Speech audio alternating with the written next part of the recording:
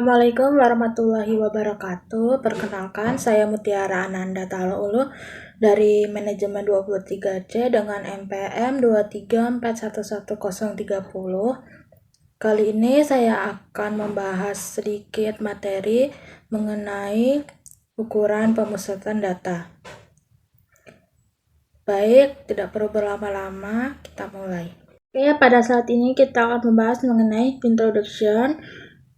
Introduction is discussion objective. In this section, we will discuss measure of centrality tendency, which serve to describe the central position of data distribution.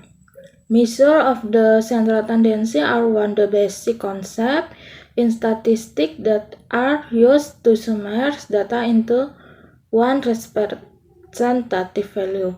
Jadi maksudnya pada bagian ini kita akan membahas mengenai ukuran kecenderungan sentral yang berfungsi untuk menggambarkan posisi sentral suatu distribusi pada data. Ukuran kecenderungan sentral merupakan salah satu konsep data dalam statistika yang digunakan untuk meringkas data menjadi suatu nilai yang representatif. Oke, pada slide selanjutnya ada importance of measure of central tendency. Yang pertama ada help us understand data pattern in general, yaitu membantu kita memahami pola data secara umum. 2. It facilitates database decision making atau memfasilitasi pengambilan keputusan berdasarkan data. And third is used in various fields such as economic, education, and market research, yaitu digunakan dalam berbagai bidang seperti ekonomi, pendidikan, serta riset pasar. On this slide is what is measure of central tendency, yaitu apa itu ukuran tendensi sentral. Definition of measure centrality is a measure centrality is a value that describes the central position of data distribution. This measure provides an idea of how the value in dataset are spread around a central point. Yang artinya definisi ukuran sentral, yaitu ukuran sentralitas adalah data nilai yang menggambarkan posisi sentral dari distribusi data. Ukuran ini memberikan gambaran mengenai bagaimana nilai-nilai dalam kumpulan data tersebar di sekitar titik sentral tertentu. Masih kelanjutan dari slide sebelumnya, yaitu what is a measure of central tendency. Purpose of centrality measure. Measure of centrality aim to provide an overview of the distribution of data with one value that can represent all data. Type of centrality measure. 1 is the average value of all data. 2, median, the middle value when the data is short. 3rd is most frequently occurring value, the value that appear most frequently in dataset.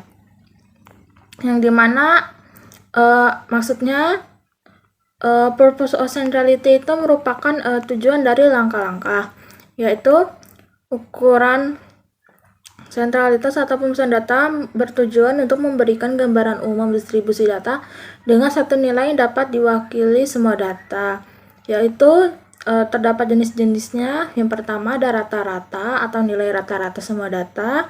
Yang kedua ada median, nilai tengah saat data diurutkan. Dan yang terakhir atau yang ketiga merupakan modus, yang merupakan nilai yang paling sering muncul atau yang paling sering muncul dalam kumpulan data. Tipe data of centralization measure. One is mean of average. A definition mean is average is the sum of all data value divided by the number data value. Yaitu jenis-jenis tindakan sentralisasi data atau ukuran pemusatan data. Yang pertama ada rata-rata. Definisi dari rata-rata itu sendiri adalah rata-rata adalah jumlah semua nilai data dibagi dengan jumlah nilai data. Yang dimana rumusnya X sama dengan eta X dikali I dibagi N. Advantage easy to calculate and understand with the use is statistical analysis. Ya, itu artinya keuntungan dari pemusatan data itu sendiri merupakan yaitu mudah dihitung dan dipahami banyak digunakan dalam analisis data.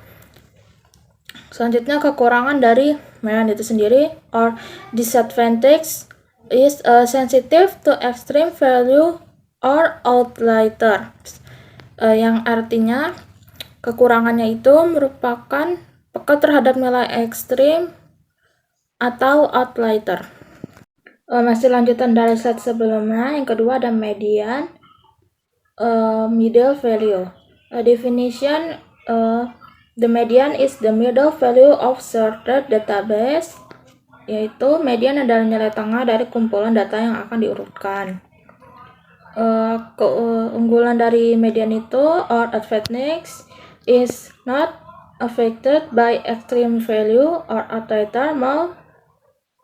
representation for data with asymmetric distribution, yang dimana artinya tidak terpengaruh oleh nilai ekstrim atau outlier, lebih representatif untuk data dengan distribusi yang asimetris. Dan kekurangan dari median ini or middle value is this does not provide information about the overall distribution of data, yang artinya tidak memberikan informasi tentang distribusi data secara keseluruhan. Hasil lanjutan dari slide sebelumnya, kali ini kita akan membahas model or most frequently occurring value atau nilai yang sering muncul. Definition model is the value that occur most frequently in a dataset, yang artinya atau maksudnya modus adalah nilai yang paling sering muncul pada suatu kumpulan data. A dataset can have one model, more than one model, multimodal, or even no model at all if all value occur with the same frequency.